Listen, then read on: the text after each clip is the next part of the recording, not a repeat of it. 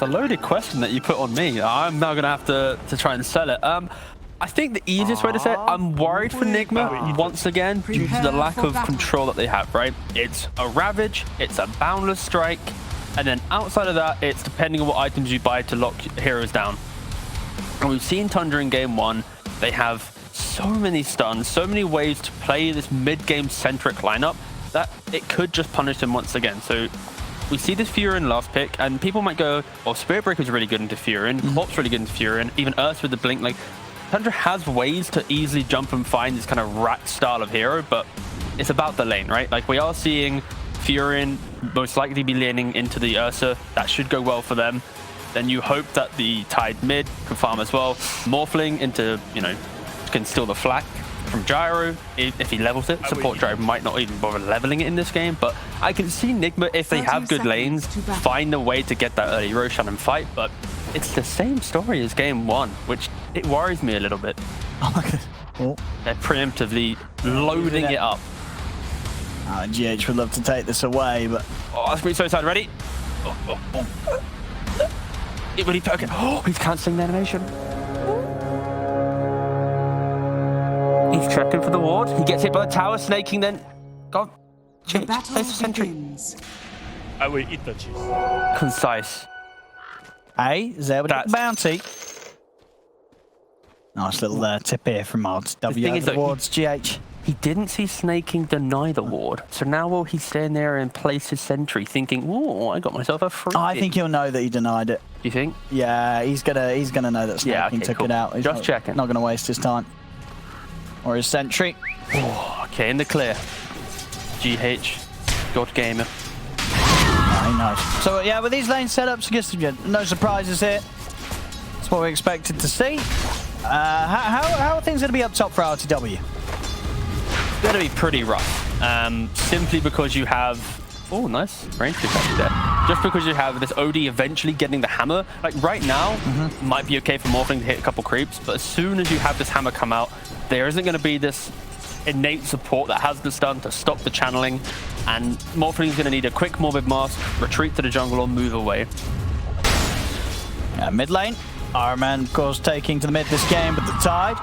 Against a Quap, how do you expect to sort of see Iron Man fare? Is this okay, survivable, or can 9 bully him out of this one? It's kind of like a bait lane, because you think you can lane there because you have Kraken to get rid of the dagger, but if 9 just plays around seeing the Kraken hit the refresh, then apply the dagger, I don't think Iron Man's going to have too much fun. And also you have to think about the fact of what's the rotation potential like in this lane. If 9 gets an active rune, bang, to the side lane gets a kill. What's a mid-tide going to do? It's going to, you know, farm the small camp. He's not really going to instantly rotate and have that explosive impact, which, again, Tundra's looking for, and Nigma hopefully won't, you know, be playing into, but Tundra, of course, will be making these moves. So very much Nigma, they have to get out of lanes with some type of play, right? Either Fury and TPing into a level 6 Tide in mid lane with Catapult Wave, taking a tower. I guess realistically, just Fury. Fury needs to be kind of setting the pace of this early game with just ping-ponging Tundra around the map.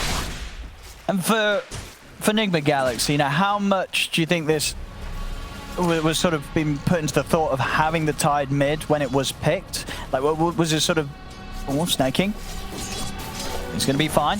Or was it very much a last-ditch sort of change up in the draft because the Ursa got through that may have been forgotten about and they didn't want to put the Tide down bottom at all? It does feel like, because they had last pick, they could easily talk about it, but it does feel more like a little bit of a reaction. Yeah.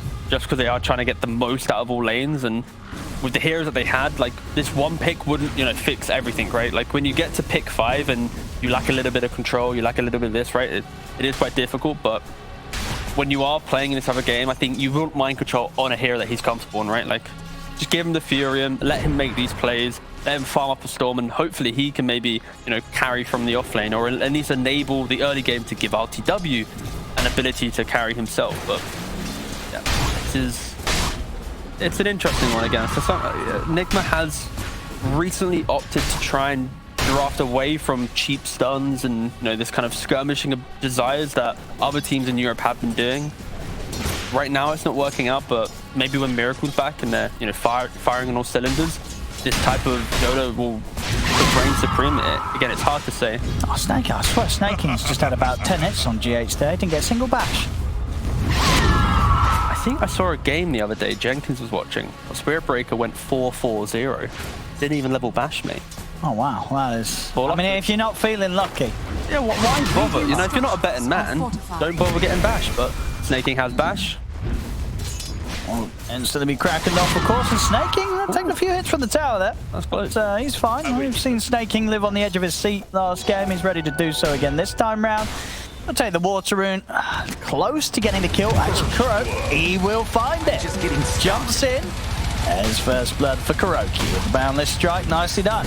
Reminiscent of game 1 when Snaking made the same play on Monkey King, though. Jumping from the triangle. Yep, they were. The river. Kuro, you know, showing he can make the moves like Snaking did indeed in that last game. You know, RMN, he's doing pretty well in this game so far. You know, 29-2, yeah. A hero that doesn't really care too much about the rotation of Spirit Breaker. He has had to pump his net worth into regen a little bit, so... At top lane. Oh, 33 does go down. Solid kill, Enigma Galaxy. 2 kills to start off the action this game. Already looking like an improvement on what happened in game 1, where at this point already things were starting to look a little rough in the lane. But this time round, Enigma Galaxy with a much better grip across the map. Yeah, they're just doing a nice job punishing. Like, Spirit Breaker is the type of hero where if you do a bad charge, you can't defend your own lane, and then you're out of place, right? So he goes mid, doesn't get a kill, instant Enigma, you know, classic Dota, run at the off lane, stop him from playing Dota. And, you know, OD is nowhere near the hammer right now. He's still, you know, at least 1,200 gold away. Or 1,000, but yeah, it still very much is kind of mode farm for the for this off lane duo. They're not really hitting their peak right now. GH continue to maintain central control around here so he can play freely with the Shikuchi. See back in the mid. Now RMM, what's he going to go for this game? Getting the phase boots first after the soul ring. And then, I mean, what... Yeah, bottom lane Kuro should be fine. I'll get the trap on Skeeter with the Sprout. Good control there from the Treants, allowing Mind Control to get quite a bit of damage in. Skeeter's still able to make it away. But yeah, what would you imagine is going to be the first big item this game for RMN? Is he looking for that blink rush, or is he building auras for the team? What's he doing? I'd love for him just to be tanky, you know, eat up the damage of Tundra. So, you know, go phase, go a hood, maybe even then go like a halberd to deal with like the Ursa if he jumps on top of him. And of course, then you want the initiation, a blink refresher type situation. But yeah, very much allow RMN to just walk into the fight. Kuroki does go down bot lane. Again, some good micro from Mind Control, but not quite enough. Body blocks there to stop Skeeter from getting away. Yeah. So top lane, they're going to go for 33. He's used the Astral. Waveform a little short. They come over the adaptive strike. I see the diving from GH. GH with the dive, gets the kill. They have to find the kill bottom though. Meanwhile, the reason why 33 did die is because Snaking is charging into bot lane. Mind Control already low before Snaking even arrives. Kuro will be able to get up into the trees in time. Tundra starting to hit back a little bit in this laning stage. Still overall though, Enigma Galaxy in the slightly better position at 7 minutes in. It's really nice just because this is the type of game where if Ursa has a complete free start, he gets Diffusal Blade. Ooh, no, he's fine. Diffusal Blade Blink, then he can destroy the Morphling. But if Morphling can equal the items, you know, he gets a man. Kuro's still got a boundless. Is he going to go for this? I mean, it's a big kill. He's kill. got a spring for 5. So if he can keep chasing and go for the balance into the spring, he might be able to go for... Oh, is he going to cancel the salve at least? Oh, no. Oh, no. I see Skeeter salving up and knows that there's not going to be the opportunity for him to take him down. Won't be enough with the primal and the boundless. A rare moment. Whoa! Flashback. CSGO. What was that? A rare moment where RMN dies. Unfortunate. In a second. Yeah. In another second. There we go. A carry bought his own salvo in. He did. Well, that was his own one coming out to him. How long has it been since a carry has bought their own regeneration? That is why Tundra's doing so well. I mean, Skeeter is, you know, he's in the zone. We saw him, you know, last game, insane KDA. So far, this game hasn't died. You know, even for the brawling that Enigma Galaxy is bringing to him on the bottom lane, he's playing it very safe and sound here, Skeeter. Oh, Mind Control. And it's got, oh, the first hit bash. That's going to start the action off. And he's into the trees, but Skeeter is in there as well. With the charge at the ready, no chance for escape for Mind Control. Top lane, smoke with the setup. Knight, he's ready to go. See what he can do with the lead in. Look towards the two of them. Hard targets to go on. RMN does have a Ravage available. See RTW turns to try and take the missile out instead of start shifting that strength up. Poking at RMN for now. He has got the Ravage if he feels threatened. Astral into the hammer. They got the timing down to a T. He'll pop the Ravage, but that's not the Ravage you hope for. If you're RMN on Enigma Galaxies, a dead Tide, and even when he's back up, no Ravage to contribute for the next move that Enigma Galaxy would look for. I will eat the Yeah, the start of that engagement, it was very much them running into the Tide and the Morphling, and hopefully Enigma, they were like, okay, maybe we can surprise them. Morphling trying to initiate. Potentially if RMN just popped the Ravage straight away, that could have gone a little bit better, but it doesn't work out. And then, you know, the props of that as well, Tundra. When Fada plays these annoying fives, he pairs up so well with Knight. Like, the reason why Tundra just performs so well currently is the fact that Fada is under attack. He has so much damage on his arrows and kills everyone. And mind control goes down as well. Like, the way in which they've broken down this map now, it is scary to play, right? Like, there is no Ravage. Mind control died 2-3 times in a row. It's kind of difficult. Croaky, he can sit on the trees and kind of direct his troops to farm certain areas, but it's kind of difficult for the heroes to feel like they have presence. Oh, GH. Very skilled. Stepped into the hammer there. That's going to try and turn and chase down 33, but nothing GH can do on his own. Quick time that was back away from that, especially with the TP coming in from Fada.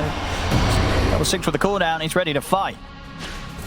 Mid lane, RMN stepping up, has Kuro by his side. Top lane, the charge is coming in onto GH. That's already used the time lapse. No ultimate though on Spirit Breaker, so there we go. Can't be too cheeky and properly dive. Well, he's not going to be diving tier 2s quite yet. You never know with Tundra. That's true, actually. Like 15, so they were going past the tier 3s with tier 1 still up last game. Top tower has fallen. And if there was ever a hero to bait out a couple TPs, it would be the bulldoze to Spirit Breaker, you know, getting deep in the base. And there with the time, Snake King's now got the 6 ready for the next move. And he's already looking for it. Will he get back by Roshan? Ooh. Oh, he didn't. Spotted out by GH. They know that he's coming in. RMN, he's a tough one to dive. You know, luckily for Enigma right now, they're not actually reacting to this, right? Like, the charge is coming in, but they're not going, guys, let's set up and make the play. They are just farming, keeping it slow. And they've got to be a little careful now. RMN will have to Ravage back up in 10. Yeah. See a smoke up from Enigma Galaxy. Actually, just from the two supports as they have their eyes on 33 top. See if the two of them can do it. And with the Primal Spring up. Oh, no! Oh, that's unfortunate. All right, goodbye. 33 back to base, and he's fine. Agent Centaur coming in, the 6th man for Tundra. And RMN's got to be a bit careful mid. They may have to burst with a Sonic Wave and a cooldown if they want to do it. But they'll hold back. RTW shows his face as well as GH. Again, Tundra at the moment being very reserved with their diving. But you can see, though, the itemization from Tundra. They're not playing a fast-paced type of game, right? I think specifically Quap, not going for the Orchid, going for a bit more tanky. You know, they're trying to... Oh! Wait, does he get... He stays on the tree, no? I think so, yep. Was able to throw his way towards the tree before the Astral comes. Like, if you get glimpsed, you stay in the Astral. You don't get glimpsed back. So, like, that was kind of weird. Dire's bottom tower is I feel under like attack. you should stay in the Astral. Well, it's probably like Burrow Strike as well, right? If you get Astral mid Burrow Strike, you come out at the end of the Burrow Strike, right? Should it work like that? Do you think? Okay. Do you think if they've been able to press the button to get out, to get him, but then they get caught, who do you think should be rewarded? The guy getting the catch or the guy getting out? Because currently the guy getting out gets rewarded. We keeping it that way? I mean, if you get any sort of disable onto Monkey King when he's already jumping into a tree, right? Do you always end up in the tree or the stun? Does a stun stop it? Yeah, he always goes tree. He always gets to the tree, right? So it's, you know, it's across the board, works. So, yeah, that's just how the spell is. And you know, one of the reasons why Monkey King's so strong, right? You have that pretty reliable form of escape. As Kuro is demonstrating again, clearing out the mid lane, holding the tier 1 on his own right now. Yeah, he's defending the tower nicely. Yeah, but going back to the point of tankiness, you know, Tundra, they are just waiting for their items to be able to play, right? Once Ursa has the Fusel Blade, they'll probably look towards Roshan. By the time that happens, Quap should have Sanj and Kaya. Odie should have maybe like Blink Meteor Hammer. Like, they're all going to have these cheap items to then run at Enigma. And if you compare that You know, Morphling will have maybe like a Yasha. Ursa will, Tidehunter might have a blink if he's able to farm a lot. Like, it's a lot of waiting for Nigma, and they need to be ready to contest Roshan with everything that they've got. Otherwise, this could be Tundra really kind of excelling the lead that they are slowly building. Looking pretty dead here. Oh, okay. I mean, why not? I guess he's got an arcane ring, but still 90 seconds on the Sonic Wave. They're really sending a message there.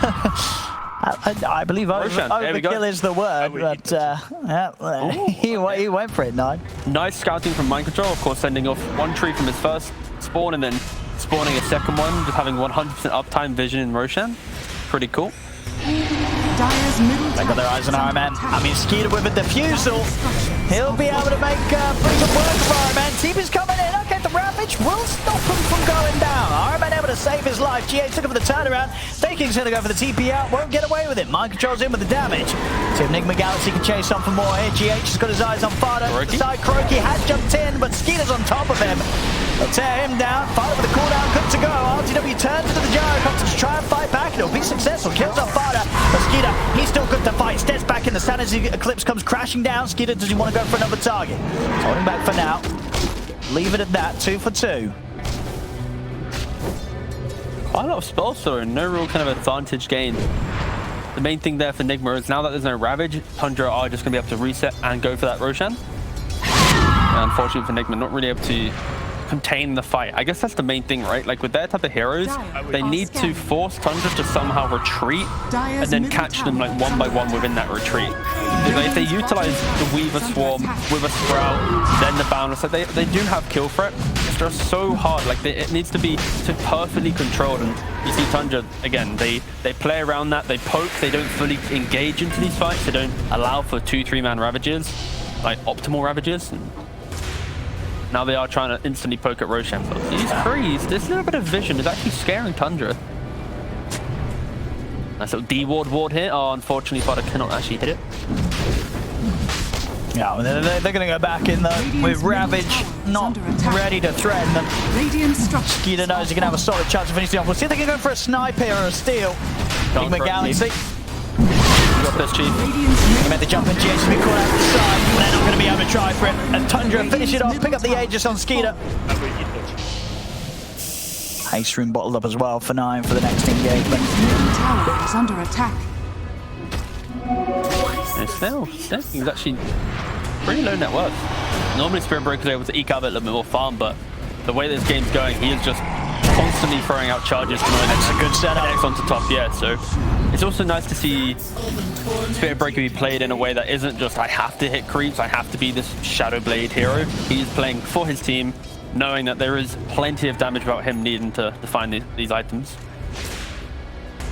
This will now be the true test for Nigma in this series, because if they waste a Ravage, they probably will lose like half their map. That's how devastating this timing is for Tundra right now, because they have that defusal, soon to be Blink, OD with a Blink. Like they've hit such a mid-game timing that Nigma needs to be so careful with how they take this next engagement.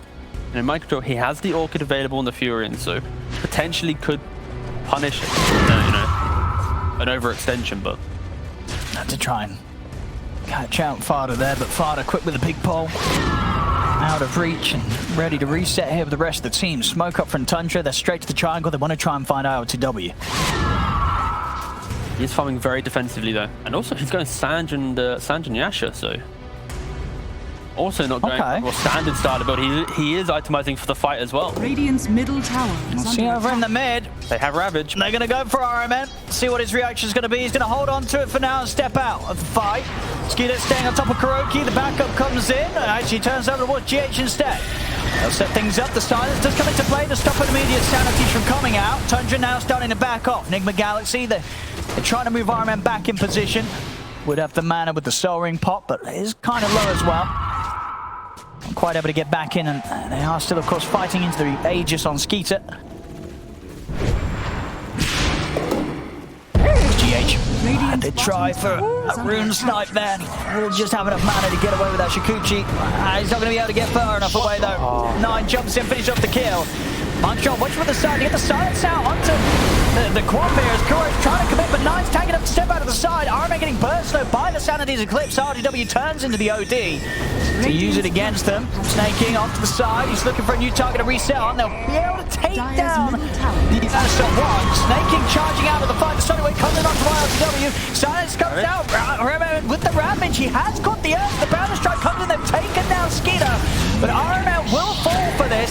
Fada stays on top of RTW. They've lost mind control and RMN, Enigma Galaxy. They really want to pick up something else in return. They put their eyes on towards Fada. Wave fall from RTW, but the charge comes in. RTW goes down. They get the kill on Fada, but it costs them their Morphling. As Enigma Galaxy tried to continue to commit to get more out of it, but they lose their carry. Oof, that fight, it lasted so long, but also started with Tundra kind of showcasing, even when they aren't able to connect with their it's not over yet. Snaking. He's ready to start up some more action, Kuro. That's done. We'll be able to put a stop to that. Snaking. He's trying to step away from GH, but I'll get him actually with the Nature's Wrath. And the silence team. All right. Be able to get 33 as well out of this one. Mind control helps turn the fight around. Comes in, picks up a double kill to end it up. Like, this is the thing though, like this entire engagement with Tundra showcasing, if they don't actually cleanly use their spells, Enigma is able to kind of kite and prolong the fights, right? You know, Weaver, he has the Yules to be able to deal with the status resist of Ursa. He enrages, bang, throw him into Yules, you can delay there. Our men, he had really nice positioning within the trees to kind of get the most optimal Ravage possible.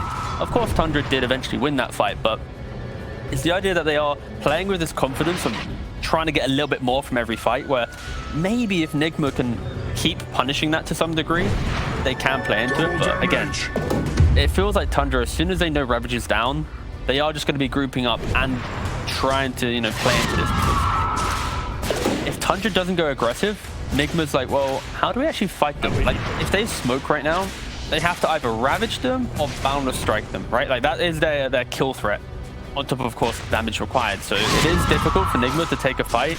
And if Tundra just reads that and goes, wait guys, we can just, you know, farm one more item each and then not die to the Ravage, they're going to be in a good spot. So 9's close to his few hundred gold after the BKB done. Looking for GH here, the dust will catch him. Cheeky little yours. Warm with the TP out. He is away. Nice elusive moves there from GH. Mid lane 33. It's going to go for a bit of a setup. Quick way from RTW will put a stop to the combo. Yeah, really nice stuff. And now we see RTW's got the Radiant's top E-Blade in his quick buy, going for the axe as well. Just looking to try and get himself some type of explosive damage. Like right now, if Enigma, if they can punish the aggression of Tundra, I think that's the main thing, right? I don't think we've seen a team go against Tundra and have a draft, which is like, if you walk into this area and you're not always 5, we will easily kill you. I think Tundra has been able to excel within the draft to ensure that they can play with their style and not be kind of hindered by these annoying style of defensive heroes. And Enigma right now, even though it doesn't look that good, they actually do have very good defensive heroes through the vision of the Furion trees, through the vision of Monkey King, the annoyance of Weaver over Yules and Aghanim's, a Tidehunter. Like, they actually have really good heroes for this. And Morphling will scale really nicely into this game if they can overcome this hurdle of aggression. So, like, honestly, this isn't as bad as the first game, which is a great sign for Enigma. Yeah, this is I think pretty much a big improvement on any of the games that Enigma Galaxy have had so far. This is definitely their solidest start. You know, 22 minutes in, 1K lead. They're holding very nicely against the play of Tundra that has run over many teams in the past already this stage, and as it did in last game. Still, like, this mid-game timing is still the biggest threat for them, you know? Like, if they die a couple times here, it still can suddenly run away with the game. I think, He is going to go down, get the Ravage off, but it's not really going to set up too much for Enigma Galaxy. As Tundra, they'll back off, they lose Fada, but the rest of them are out there. Support for the mid.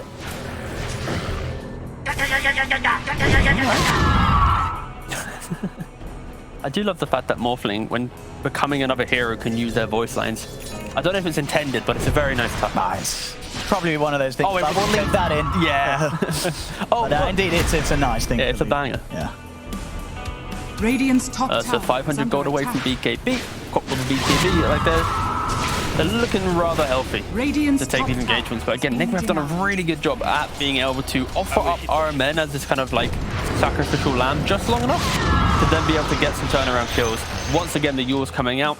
If you're ever playing against Spearbreaker, Yule's destroys the hero. Against Ursa, Preview Kibby destroys the hero. Yule's does not in any way take into account status resistance, so they will always be Cyclone for the entire duration, no matter if they have Boulders active or Enrage. Very good. Yeah, the Shadow Blade is going to be the difference maker. Once he has that done, he's going to have much more of a chance of closing the gap. Nine and Fada on the hub, 5 seconds, the Sonic Wave's ready to go. They're going to jump straight away under the tower, look to burst Kuroki.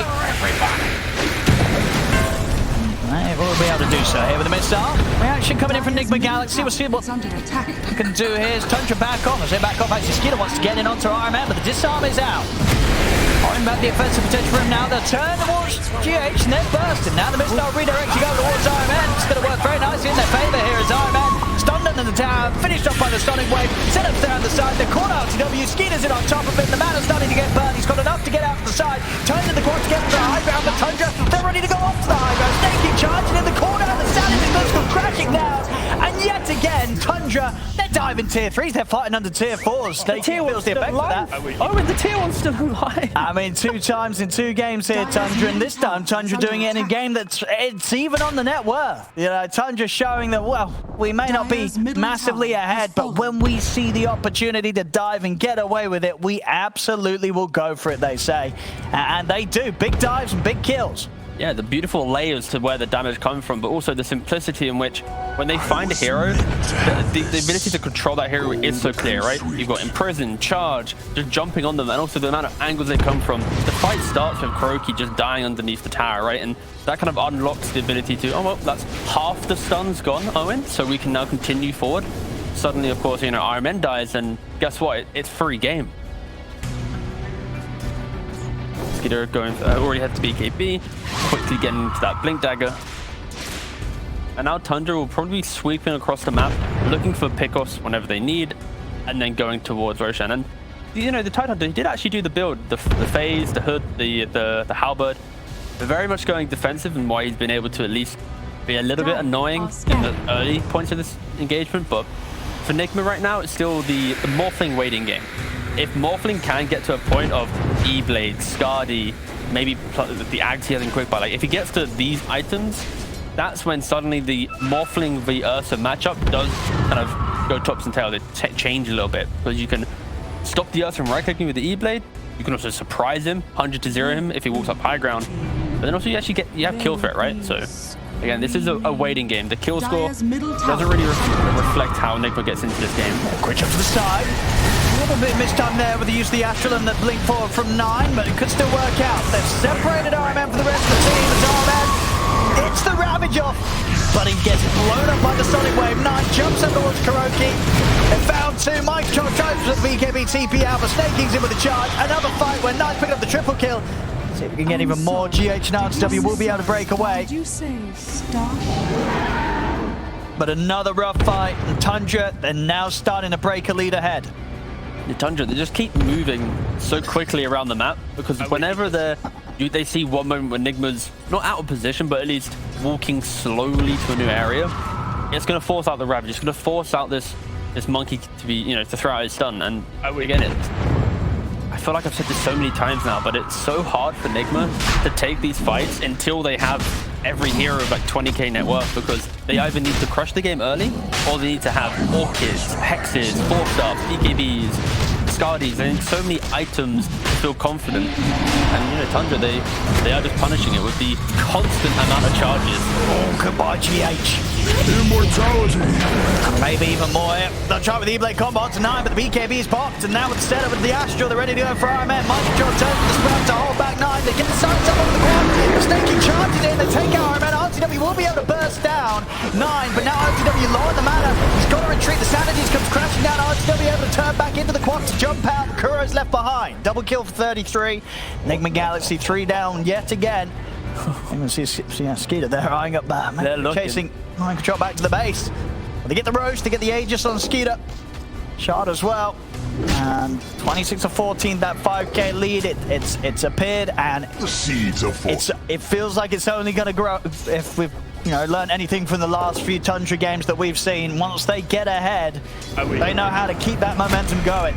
Yeah, if you want me to be a little bit optimistic here, Morphling did gain 840 gold from that fight. So an Aegis fight where Morphling suddenly, has E-Blade already a point boost, like an Ultimate Orb, sorry. Like, if you're Enigma right now, this is not a game where you're going, oh, guys, Morphling got a kill, that's terrible, like, they are honestly fighting for the scraps, if they can get any fight where it's not a tier 3 engagement, where you're losing 2-3 heroes and suddenly catapult waves hitting tier 3s, etc., like, Enigma should be happy. This is not the type of game where they're expecting to have a 5-man wipe. They're expecting to, not die and kill everyone. If they can just get a little bit of something from every small engagement, that's when they're maybe going to be able to turn this around.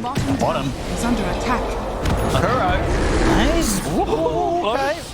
He's going to get away with that. Quick jump in and a jump out. Croaky tried to go for the Atos onto the Spirit Breaker, but of course you Shadow Blade, you dodge the Atos. Croaky coming a little bit late with the detection. But I think if they ever connected on the barrier there, they'd have probably both died because how quick Skidder was to react, instantly TPing, then getting to the fight. But like this is kind of nice, right? If Nigma can get into this rhythm of Kuroki just skipping waves, something that Core Monkey King does well. It goes for the boundless, but that's going to reveal his position. Yeah, unfortunate. And it's why, Spirit Breaker is so good against Fury and Monkey King, these split pushes. But if they're able to find a way for Monkey King to get off these kind of split pushing plays, it does enable the farm elsewhere. Gonna see Snake King heading for action up top, but this was under a ward. He started off, so RMN aware that they're heading his way. See if they're able to blow up RMN. They jump in, Snake King commits for the BKB. Sonic Wave comes out, the Ravage will be into play, and there's the axe from GH. Gets RMN back up to full HP.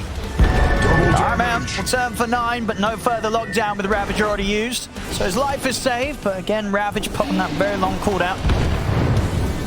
Yeah, and again, they highlighted just because of the Spirit Breaker Shard. It enables the ability to even go on a Tidehunter, to entertain the fact that you can jump this hero because of the break, the extra 200 damage. It is a really good item. Skeeter. Spider legs away. Whee! Great item as well, Spider legs. It's 9-1 to chase. He's only looking at it. The Shivas, he's got the opening onto GH. GH off to the side. See the blink picked up on RMN now. BKB on ILTW. So continued tools that will give Enigma Galaxy a much better fighting chance in these team fights. So ILTW will be pretty strong. They're 4-2-5. He's pretty much even with the Farmer Skeeter. He's still in a solid spot as the Morphling. We've just got to find this fight around the Ravage that will allow him to pop off. It's going to be hard for the next minute. No Ravage and still the Aegis on Skeeter. We'll have to wait that out. That's the name of the game, right? When you're playing into an Aegis, you kind of want to prolong it as long as possible. You keep split pushing. If suddenly 2-3 heroes TP to a side lane, the Aegis is playing a bit more aggressive. That's when you go for the engagement.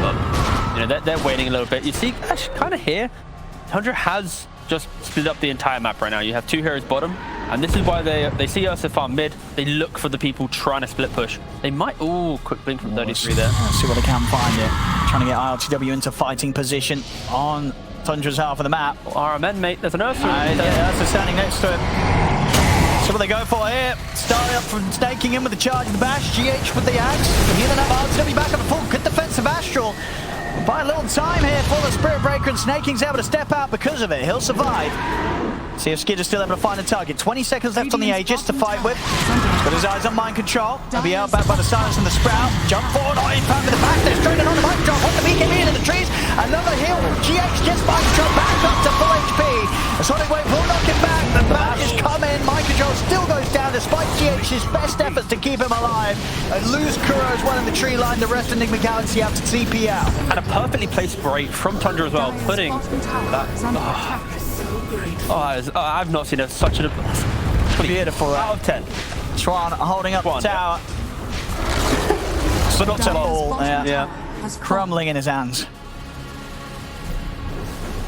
Actually, that's so good.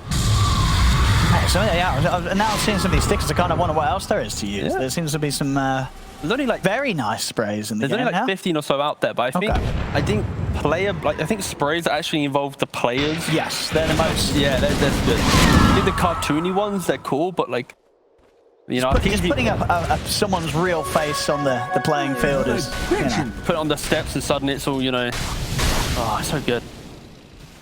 After that last little trade, it's now a comfortable 10k lead for Tundra. Enigma Galaxy, they're going to smoke up, try and fight into it. They have the Ravage. They've got the tools, they've got to get the jump. They have got the blink on Iron Man, they've got good ways to start off the action. Oh no, the good old Spirit Breaker charging on through, breaking the smoke. Tundra now should be able to back away from this area. You know, like you mentioned, there is no Aegis. They have the tools right now on Enigma to be able to take a fight, right? Like you've got Morphling with BKB and try and, you know, get himself into the engagement and get some, you know, some clicks off. But if Ursa ever locks on top of him, the fact that he has the Basher can easily eat through this hero. But again, it's who jumps who. Even though it's 11k to Tundra, I will eat the value of Morphling, the value of Tidehunter with the Ravage, like you have to respect that. Boy, there he is. Beautiful, I love it.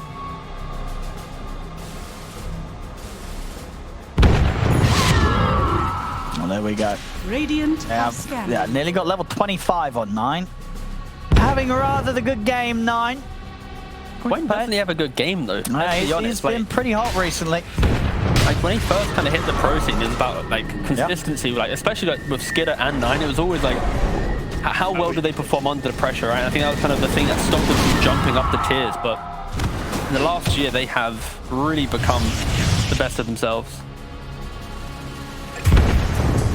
With the pick off on staking. Pretty cool. See if they can turn it into anything else. Iron Man is charging over to the mid. Trying to skip the wave here. Realistically, if Enigma wants to try and go for a tier 2, they have the vision to support this. They can try and play this area. I'd like them to deward the high ground support, but Tundra has some type of vision. This is it's actually expiring, not too bad. But yeah, will Tundra look to defend? Well, they are. Buyback. There's a buyback available. They're keeping it on the jump. Oh, they blow him up. RTW's gone. Was he morphing actually when he died? I think he was starting to morph, right? It's just the damage was so intense there from that initiation of Tundra. He didn't stand a chance. Tower is defended. You know, Enigma, in this type of game, any kill they get, they have to try and do something with it, right? If they just AFK farm, they're going to, you know, slip further and further behind. So I respect them doing it, but just the jump, the threat. Bashes as well. Skeeter just gets in and here we go, disassembles GH. So he was agi morphing. Or is it just, yeah, he was. Oh, yeah, he was. Oh no. No, he just wasn't able to morph at all. Oh, devastating. Look at him, he's like, I got the Morphling. Yeah, 9 with a smile on his face. I mean, as you would be, 17, 1 and 8. Having a beautiful game.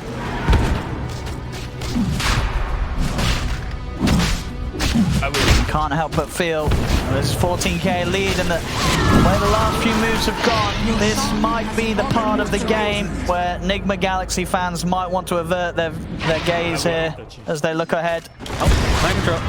He's scouted out. Gazing upon what's to come from Enigma Galaxy might not be pretty again this game, as Tundra seem to be in all but full control right now. Controlled aggression, name of the game, and they have done it so well. Like, don't forget, if we rewind like 15 minutes, they were diving tier 3s, but you know they haven't been back there since that point in the game. Oh, actually, it was kind of that point in the graph. Actually. Yeah, when it started going Tundra way, correlation of diving tier 4s and gaining gold was weirdly accurate.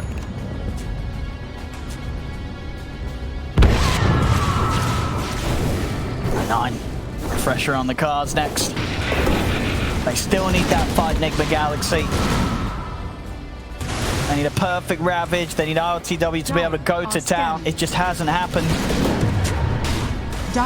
They need like the perfect fight construct, which is Tundra without Aegis, to be very clear. Going into an area which Enigma has vision, then getting the Ravage into waveform, E-Blade, and blowing up the heroes. The issue with the E-Blade build is if you're not 100 to 0ing, the layered damage that you have separate to that is a Bloodfall on the Fury and right-click damage. So you have to be very careful, because like, see here, that's like a 3rd damage, right?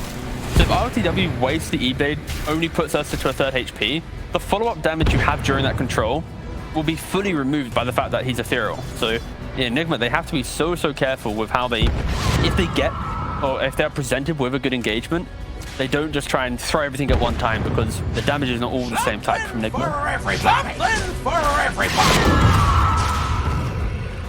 And at this point in the game, of course, you just pick up the gem. You just run around the map, you start de-warding, you close off the map, make you feel very uncomfortable. Got the smoke.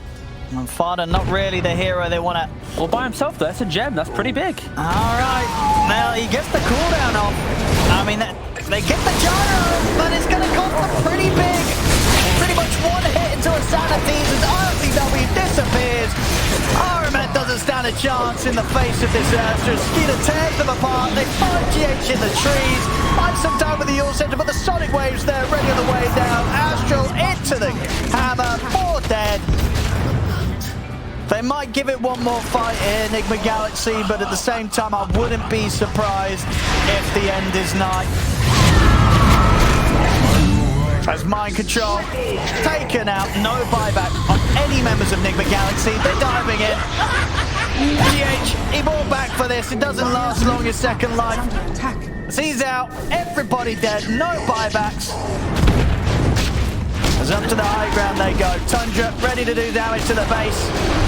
They've got the fortification. Looks like Enigma Galaxy might hold on for one more attempt at a fight, but they're down 30k and almost certainly at least one set of racks here, maybe more. We'll see how much Tundra want to push on. I just love the fact that they're pushing mid. You see Spirit Breaker charging like top to bot, getting all the creep waves. One of the key things about the hero, but also you think back at the start of that engagement, right? They're jumping fodder. They get like we got the gem. Let's maybe get some resource to us. The amount of explosive damage that Tundra has is so scary. Quap out of nowhere can kill you 100 to 0. OD out of nowhere can 100 to 0 Morphling, because if you get him inside the Astral, then you throw out the hammer. If he doesn't have the correct amount of HP, he will just die. Of course, in this position, Morphling couldn't BKB for a gyro kill because he has to use the BKB for the bigger kills. And yeah, it's so difficult, but Tundra, they play so much of the map, but they're so quick to collapse. RTW, he's got him with the BKB.